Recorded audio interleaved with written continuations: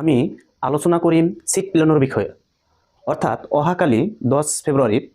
যি আমাৰ HSLC exam আছে সেই HSLC এক্সামত সিট প্লেনটো কেনেকৈ দিয়ে তাৰ বিষয়ে আমি আলোচনা কৰিম আৰু সিট প্লেনটো দুই ধৰণৰ হয় এটা হ'ল বাহিৰত তাৰমানে তোমাৰ কোনটো ৰুমত পৰিছে এইটো এটা সিট প্লেন থাকে আৰু এটা কি ৰুমৰ ভিতৰত কেনেকুৱা সিট প্লেন হয় সেইটো এটা থাকে অৰ্থাৎ দুই ডিজাইনৰ সিট প্লেন পাবে এটা হ'ল ৰুমৰ বাহিৰত এটা হ'ল ৰুমৰ ভিতৰত ঠিক আছে এই দুই টাইপৰ কি থাকিব সিট প্লেন থাকিব গতিকে এই সিট প্লেনটো আমি ভালকে বুজিব লাগে যাতে আমি সেন্টাৰত যাই আমি হাবাথুৰি নাখাও নিজৰ ৰোল নাম্বাৰটো বিচাৰি যে কোনটো ৰুমত পৰিছে তাৰ কাৰণে আমি এই চাৰ্টটোলৈ লক্ষ্য কৰো তো তোমাৰ যেটো চাৰ্ট বড়ত এনেকৈ বড়তে লগাই দিব ঠিক আছে বড়ত লগাই দিলে তোমাৰ ইয়াত থাকিব HSLC এনেকৈ এক্সামিনেশন 2026 হয় না যেটো তোমাৰ ভেনুটো ইয়াত বেলেগ বেলেগ হ'ব আমি বঙাইগাঁও হাই স্কুল এনে দি দিছো এটা ঠিক আছে বুজাৰ কাৰণে জাস্ট তো ইয়াত বেলেগ বেলেগ তোমাৰ যেটো সেন্টাৰ হ'ব সেই স্কুলৰ নাম থাকিব আৰু ইয়াত সেন্টাৰ এটা কোড থাকিব ঠিক আছে এইবিলাক তোমালোকৰ কোনো জনাৰ দৰকাৰ নাই এইবিলাক জানিলেও যি নাজানিলেও একে ঠিক আছে তো তোমাৰ হ'ব ৰুম ওয়াইজ সিট প্ল্যান যে এইটো জনা ইম্পৰ্টেন্ট এতিয়া দেখা প্ৰথমত আমি কি ৰুম যে আছে সেই ৰুম এইটো চাব লাগিব ঠিক আছে ৰুম নাম্বাৰটো ভালকৈ চাব লাগিব ঠিক আছে তো ৰুম নাম্বাৰটো তুমি কেনেকৈ চাবা দেখা তো ইয়াত লিখা আছে ৰুম নাম্বাৰ তো ৰুম নাম্বাৰ ইয়াত 1 2 3 4 5 6 7 এইবিলাক তুমি ৰুম নাম্বাৰ বুজাই আছে যে এইটো হ'ল ৰুম নাম্বাৰ 1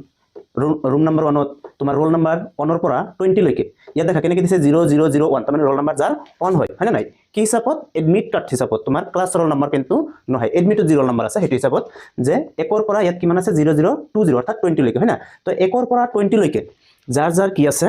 ৰোল নাম্বাৰ আছে সেইকেইটা ষ্টুডেন্ট কি কোনটো ৰুমত পৰিব তোমাৰ 1 নম্বৰ ৰুমত পৰিব ঠিক আছে যেনেকৈ ৰোল নাম্বাৰ 1 2 3 4 5 6 7 8 9 10 11 12 13 14 এনেকৈ 20 লৈকে এই গোটেই কেজন ক'ত যাব ৰুম নাম্বাৰ 1ত যাব আকৌ 20 ৰ পিছত 21 আহিব তো 21 ৰ পৰা যি কেজন ষ্টুডেন্টৰ 60 লৈকে ৰোল নাম্বাৰ থাকিব ঠিক আছে ইয়াত তোমাৰ ইয়াৰ ভিতৰত কেইটা অৰ্থাৎ 21 ৰ পৰা 60 লৈকে যিমান কেজন ষ্টুডেন্ট আছে হয় না এই গোটেই কেজনৰ ষ্টুডেন্ট কি হ'ব ৰুম নাম্বাৰ 2ত পৰিব ঠিক একেদৰে তুমি ৰুম নাম্বাৰ যেটো 3 আছে সেই ৰুম নাম্বাৰ 3 ত কোনবিলাক ষ্টুডেন্ট পৰিব যে কেটা ষ্টুডেন্টৰ ৰোল নাম্বাৰ 61 ৰ পৰা 150 ৰ ভিতৰত আছে হয় না বা 150 হয় সেই কেজন ষ্টুডেন্টে কি হ'ব ৰুম নাম্বাৰ 3 ত যাব লাগিব ঠিক আছে সেম হেনেকে ৰুম নাম্বাৰ 4 হয় না হেতুত 151 ৰ পৰা অৰ্থাৎ 151 ৰ পৰা 210 লৈকে তোমাৰ ৰোল নাম্বাৰ থকা কয়টা ষ্টুডেন্টটো বহিব লাগিব এইখিনি আছিল তোমাৰ কি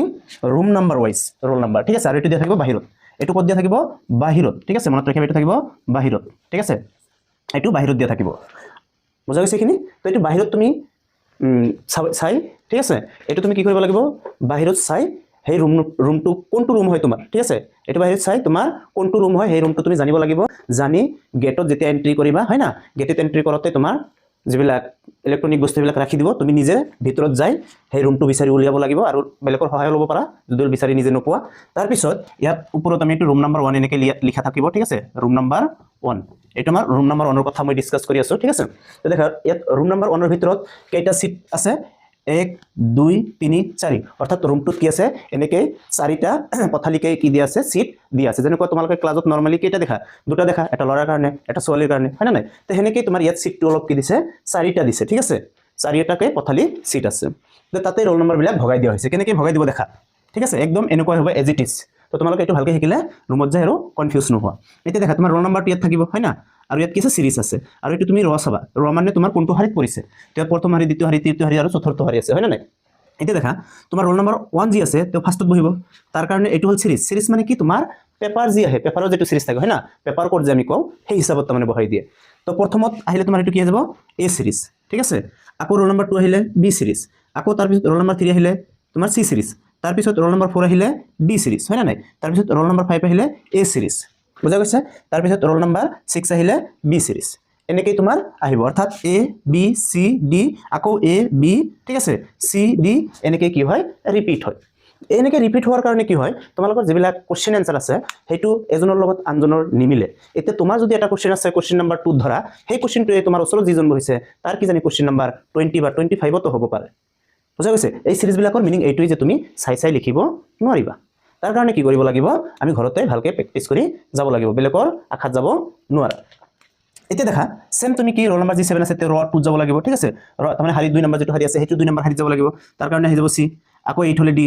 9 হলে এ হয় না তাৰ পিছত আকৌ 10 হলে বি আকৌ 11 হলে সি আকৌ 12 হলে ডি তো ইয়াতো দেখা সি ডি ডি লৈকে গল আকৌ এ বি সি ডি তাৰমানে এ বি সি ডি টো কি হৈ যাব তোমাৰ ৰিপিট হৈ থাকিব কাৰো লগত নিমিলে ঠিক আছে তুমি ভাবিও আছে এ বদই দুজনে একেলগে এ পঢ়িম কেতিয়াও নপৰা এ বা বি বি এনেকুৱা দুজনে একেলগে কেতিয়াও নপৰা ঠিক আছে কিন্তু তোমালোকে কালি যেটো এক্সাম আছে অসমীয়া তাত কোনো সিরিজ না থাকে এটো মনত ৰাখিবা অসমীয়াত কোনো সিৰিজ না থাকে কিন্তু গণিত বা বিজ্ঞান বা সমাজ বা ইংৰাজী এইবিলাকত কিন্তু সিৰিজ থাকে ঠিক আছে সেইবিলাক তোমাৰ কি হ'ব বেলেগ বেলেগ হৈ যাব কিন্তু বেলেগ বেলেগ কোনবিলাক হয় মনত ৰাখিবা যেটো MCQ আছে হয় না OMR শীট যে দিয়ে প্ৰথমত সেই MCQ কোশ্চেন যিমান কেইটা আছে অৰ্থাৎ 1 পৰা 45 লৈকে সেই কেইটা হেবিলাক হয় আৰু লং কোশ্চেন যি আছে লং কোশ্চেন কেইটা কিন্তু সেমই হ'ব ঠিক আছে লং কোশ্চেন কেইটা আমাৰ উলট পালট নহয় এটো প্ৰায় সেমই থাকে তো মনত ৰাখিবা MCQ কেইটা তোমাৰ কাৰণে কি হৈ যাব উলট পালট হৈ যাব ঠিক আছে তো তাৰ কাৰণে কি কৰিব লাগিব নিজে পঢ়িব লাগিব সেম ইয়াতো ৰ তোমাৰ কি দি আছে 13 পৰা 18 লৈকে সেম ABCD ৰিপিট হৈ আছে ইয়াতো সেম ABCD ৰিপিট হৈ আছে হয় না নাই যেহেতু আমি ইয়াত ৰুম নাম্বাৰ 1 ৰ পৰা 20 ৰোল নাম্বাৰ এই 20 জন ছাত্ৰক ধৰিছিলো হয় না নাই তো তাৰ কাৰণে আমি 1 ৰ পৰা ৰোল নাম্বাৰ 1 ৰ পৰা ষ্টাৰ্ট কৰি কি কৰিব লাগিব 1 ৰ পৰা ষ্টাৰ্ট কৰি 20 লৈকে আনিব লাগিব গোটেইকেইটা ষ্টুডেন্ট এটো ৰুমত থাকিব লাগিব ইয়াতকৈ বেছিও নহয় ইয়াতকৈ এজন কমো নাথাকে ঠিক আছে তো তোমালোকে যদি ভালকৈ এবাৰ বুজি লৈছা তেতিয়া কালি যাই তোমালোকৰ এটো কনফিউজড নহব আজিৰ কাৰণে এইখিনি আমি সমাপ্ত ৰাখিলো আৰু তোমালোকৰ অহাকালিৰ পৰীক্ষাৰ কাৰণে সকলোকে বেষ্ট অফ লাক সকলোৰে পৰীক্ষা ভাল হোক এটো কামনা কৰি আজিৰ ভিডিওটো আমি আকৌ সমাপ্ত কৰি দিলো ঠিক আছে তো থ্যাংক ইউ ফৰ ওয়াচিং আৰু চেনেলটো তোমালোকে ভাল পালে সাবস্ক্ৰাইব আৰু লাইক কমেন্ট কৰিবা কিবা অসুবিধা থাকিলে আমাক সুধিবা আমি নিশ্চয় তোমালোকক ৰিপ্লাই দিম